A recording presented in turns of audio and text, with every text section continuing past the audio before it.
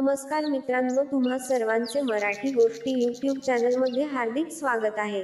तव्यावर ही वस्तू कधीच ठेवू नये, नाहीतर भयंकर गरिबी येऊ शकते.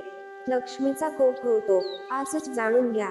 तवा आपल्या स्वयंपाकघराचा एक अविभाज्य भाग आहे. जर तवा नसता तर आपण भाकरी किंवा पोळी बनवू शकलो नसतो. आज आपण तव्याच्या बाबतीत अशा काही बाबी पाहणार आहोत ज्या तुम्हाला अजूनपर्यंत कोणीही सांगितल्या नसतील. वास्तुशास्त्रानुसार स्वयंपाकघरातील तव्याचे काय महत्त्व आहे ते आपण पाहणार आहेत.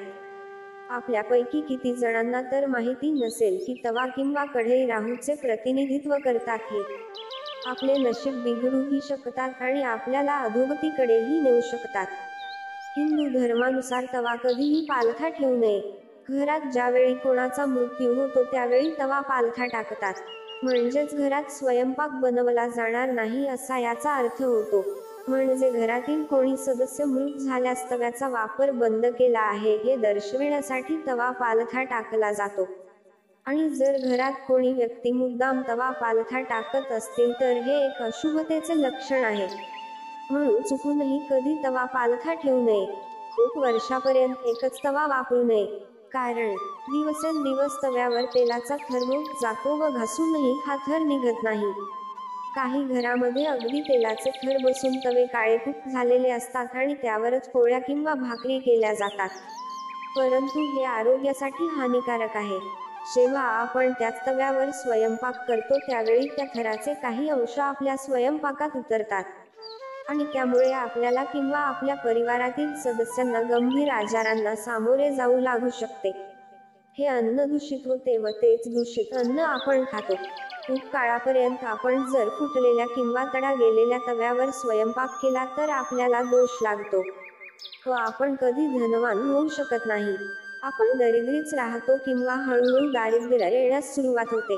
तवा आणि कढई यांचे काम झाले की लगेचच स्वच्छ करून जागेवर ठेवावेत व गरम गरम तव्यावर कधीही पाणी टाकू नये. यामुळे घरात भांडण तंटे आणि वादविवाद होतात व घरात नेहमी कोणी ना कोणी आजारी पडते. म्हणून तवा थंड झाला की नंतर त्याच्यावर पाणी टाकावे. तवा व कढई नेहमी स्वच्छच असावीत, नाहीतर दोष लागतात. स्वयंपाक करताना ज्यावेळी आपण पहिली पोळी तव्यावर टाकतो त्यापूर्वी तव्यावर थोडेसे दूध शिंपडावे व त्यानंतर पोळ्या किंवा भाकरी करण्यास सुरुवात करावी.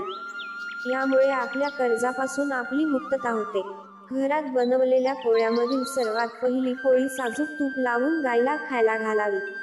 कारण गायमध्ये 33 कोटी देवी देवतांचा वास असतो व गायला जर आपल्या स्वयंपाकातील पहिली पोळी खायला दिली तर आपल्यावर सर्व देवी देवतांची कृपा होते व आपल्याला धनाची कमी कधीही जाणवत नाही आणि आपल्यावर देवी अन्नपूर्णाचा आशीर्वाद राहून आपले घर सदा धन धान्याने भरलेले राहते. मित्रांनो, जर तुम्हाला हा व्हिडिओ आवडला असेल तर व्हिडिओला एक लाईक करायला विसरू नका. तसेच आणखी माहितीपूर्ण व्हिडिओ ऐकण्यासाठी आमच्या चॅनेलला अवश्य सबस्क्राईब करा. तुमचा अमूल्य वेळ दिल्याबद्दल तुमचे खूप खूप आभार.